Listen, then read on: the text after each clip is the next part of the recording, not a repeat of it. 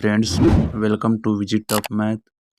तो फ्रेंड्स, यह speedy science का टेस्ट प्रैक्टिस 4 है, जो कि यह स्पेशल साइंस का ही प्रश्न है और यह बिहार पुलिस, बिहार एसएससी तथा एसएससी जीडी के लिए बहुत ही महत्वपूर्ण है। तो आइए हम लोग शुरू करते हैं। उत्तल दर्पण द्वारा बना प्रतिबिंब कैसा होता है? तो काल्पनिक तथा सीधा होता है। कैसा होता है? काल्पनिक तथा सीधा।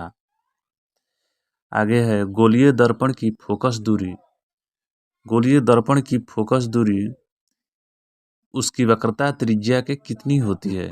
तो उसकी वक्रता त्रिज्या की कितनी होती है? तो आधी होती है, यानी एफ बराबर होता है r/2। तो एफ और 2 का गुणा करेंगे तो 2f हो जाएगा, यानी r बराबर 2f। तो वही हो गया बात, गोलीय दर्पण की फोकस दूरी उसकी वक्रता त्रिज्या के आधी हो गई।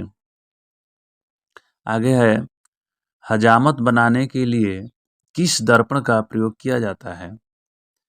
तो अवतल दर्पण का प्रयोग किया जाता है। जो नाई लोग होते हैं, जो बार्बर जो बाल को काटते हैं, वे लोग जो है अवतल दर्पण का इस्तेमाल करते हैं। चलिए आगे देखते हैं। द्रव का अपेक्षित घनत्व मापा जाता है। द्रव का अपेक्षित घनत्व हाइड्रोमीटर से मापा जाता है। नेक्स्ट है दूध की शुद्धता किस यंत्र से मापी जाती है? तो दूध की शुद्धता लैक्टोमीटर नामक यंत्र से मापी जाती है। किससे? लैक्टोमीटर। मोटर गाड़ी के चालक के सामने कौन सा दर्पण लगा रहता है?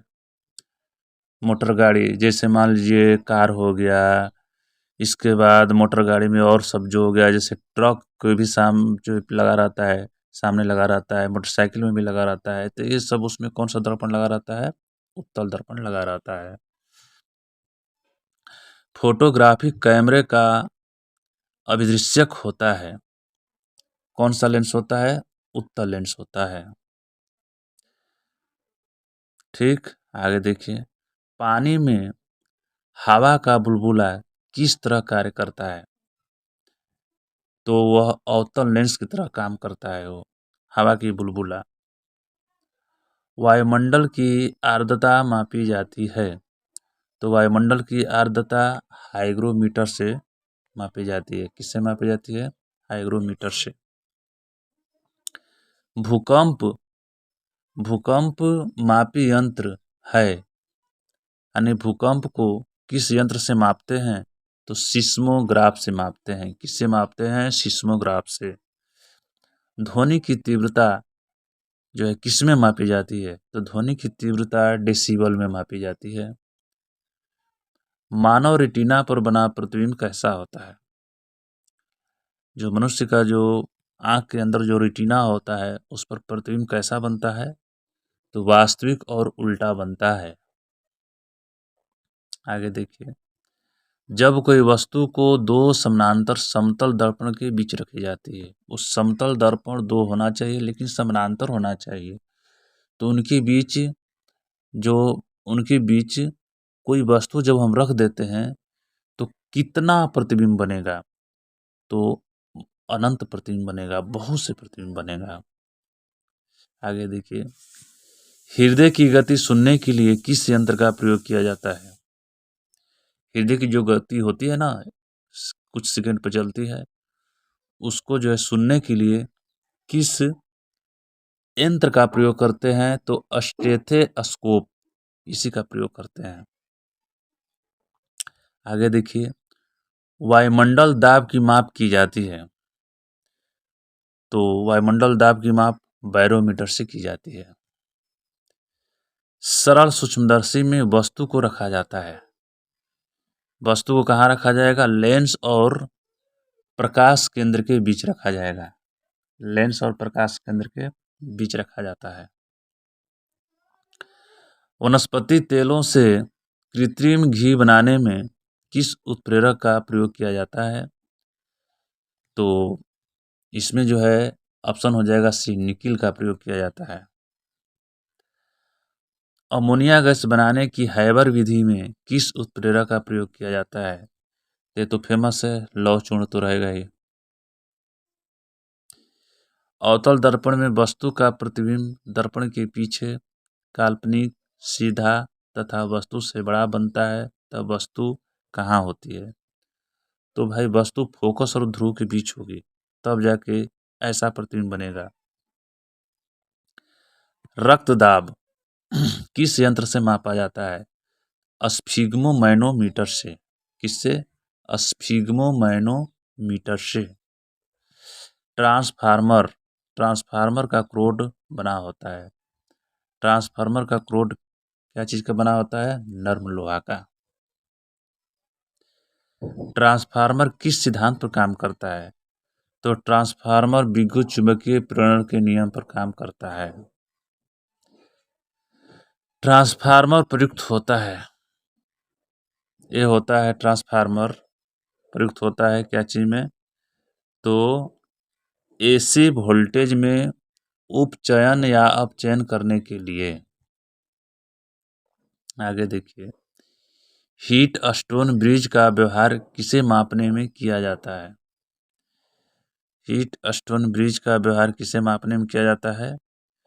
तो यह जो है प्रतिरोध, किसे मापने में? प्रतिरोध मापने में किया जाता है।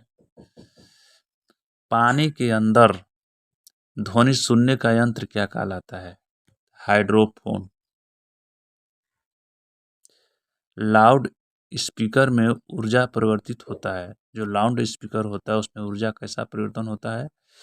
तो विद्युत से यांत्रिक या एवं यांत्रिक से ध्वनि ऊर्जा, यानी इसका मतलब यह हुआ